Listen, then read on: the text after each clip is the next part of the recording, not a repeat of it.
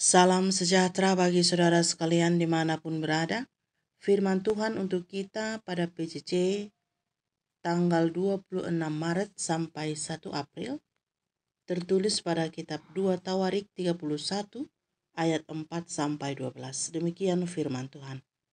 Ia memerintahkan rakyat, yakni penduduk Yerusalem, untuk memberikan sumbangan yang menjadi bagian para imam dan orang-orang Lewi, supaya mereka dapat mencurahkan tenaganya untuk melaksanakan Taurat Tuhan. Segera setelah perintah ini tersiar, orang Israel membawa dalam jumlah yang besar hasil pertama daripada gandum, anggur, minyak, madu, dan segala macam hasil bumi. Mereka membawa juga persembahan persepuluhan dari segala sesuatu dalam jumlah yang besar. Orang Israel dan orang Yehuda yang tinggal di kota-kota Yehuda juga membawa persembahan persepuluhan yang terdiri dari lembu sapi dan kambing domba, dan persembahan persepuluhan yang terdiri dari persembahan kudus yang telah dikuduskan bagi Tuhan Allah mereka. Semuanya itu diletakkan mereka bertimbun-timbun. Mereka mulai membuat timbunan itu pada bulan yang ketiga dan mereka selesai pada bulan yang ketujuh. Hizkia dan para pemimpin datang melihat timbunan itu dan mereka memuji Tuhan dan umatnya orang Israel. Hizkia menanyakan para imam dan orang-orang Lewi tentang timbunan itu dan dijawab oleh Azaria, imam kepala keturunan Zadok demikian. Sejak persembahan khusus mulai dibawa ke rumah Tuhan, kami telah makan sekenyang-kenyangnya, namun sisanya masih banyak, sebab Tuhan telah memberkati umatnya, sehingga tinggal sisa yang banyak ini. Kemudian Hizkia menyuruh menyediakan bilik-bilik di rumah Tuhan, dan mereka menyediakannya. Dan dengan setia mereka membawa segala persembahan khusus, persembahan persepuluhan, dan persembahan kudus itu ke sana. Konanya seorang Lewi mengawasi semuanya, dan Sime saudaranya adalah orang kedua. Sampai di sini firman Tuhan. Saudara-saudara yang terkasih di dalam Yesus Kristus, tema PJJ untuk kita memberikan persepuluhan. Persembahan persepuluhan adalah 1/10 bagian dari hasil panen atau pendapatan seseorang yang diberikan kepada Allah. Persembahan ini diberikan Allah kepada orang Lewi karena pelayanan mereka yang menjadi nafkah penghidupan para imam dan kaum Lewi. Pada masa pemerintahan Raja Hizkia, dilakukanlah reformasi peribadahan Israel, mulai dari pemberantasan berhala-berhala sampai kepada pemurnian peribadahan sesuai dengan Taurat Tuhan. Dan yang bertanggung jawab atas Taurat Tuhan adalah para imam dan suku Lewi. Mereka akan mencurahkan tenaganya bekerja di bait suci.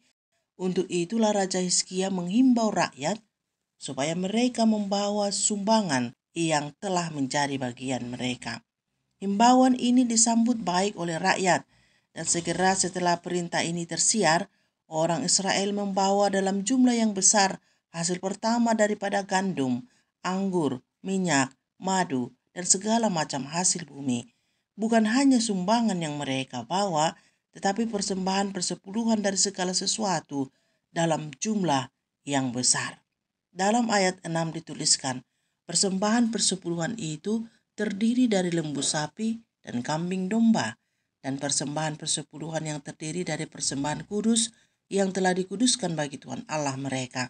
Semuanya itu diletakkan bertimbun-timbun karena jumlahnya yang sangat banyak, sehingga para imam dan kaum Lewi makan sekenyang-kenyangnya, dan itu pun masih banyak tersisa, hingga perlu dibuat bilik-bilik untuk menyimpan persembahan-persembahan itu.